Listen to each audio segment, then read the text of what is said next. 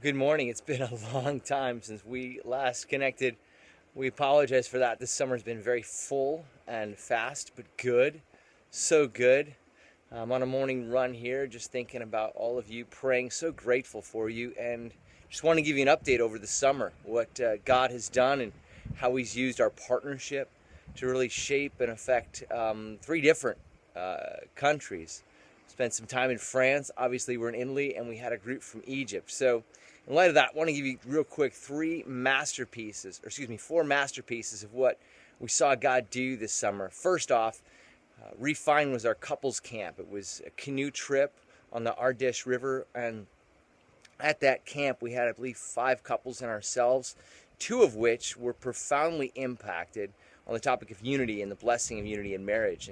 And 2 of those, Georgina and Tiziano, Michael and Miriam, both of them, they went out and led camps, the reboot camps in August. And it was so profound to see the unity that they'd built during that camp. In fact, in one situation, one of the wives fell in the river to rapid, and the husband went after her. And it was a beautiful image of Jesus going after his bride, no matter what it takes. And so in those camps, Reboot English in particular, 5 young people met Jesus, really through the work that God had done at Refine. So beautiful and precious.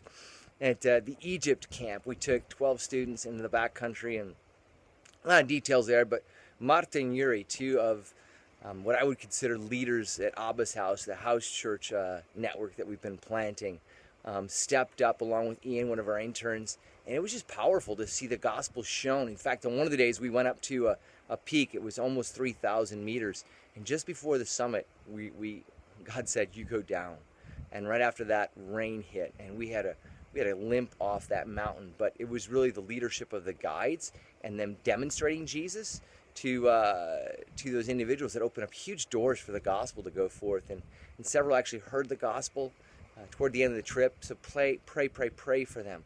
Another masterpiece, number 3, was the Renew trip, which is 10 days backpacking, no holds bars, a wonderful trip, but very challenging. And I had set up 4 guides to lead that. So I set them up the first 2 days, then I left, and then I brought reinforcements in on day 5 just to see how they were doing.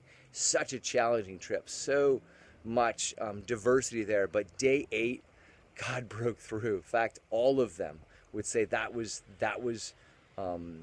groundbreaking for their faith. A huge storm rolled in that night, hail ripping the tent apart for the men, and just the way that they had to bond together and really cling to Jesus.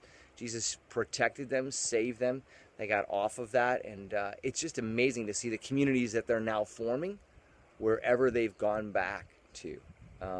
Last masterpiece, wrap it up here, was in particular Abba's house. Now, Abba's house has been growing and developing, and one of the cool things that we have seen as those times have gone is many people reaching out to their friends and then inviting them to different things. And 2 people that got invited this summer, one a girl, a daughter from one of the families, and then another set, 2 sets of girls, and then finally, the last one is a mother and her 2 children. And so they all came to different camps, and it was amazing to see them. 2 or 3 of them accept Jesus, and the last one, she is going to join us at Abba's house just because the love she saw at Reboot Family Camp. And so that's just a 4th masterpiece as God continues to grow this network of churches and the disciples from these and their leadership. God continues to bring them back into the city and to grow others. So please pray for all those names. Pray for us now here as we rest a little bit for the next week. And thank you so much for all your partnership. We love you. We could not do this without you.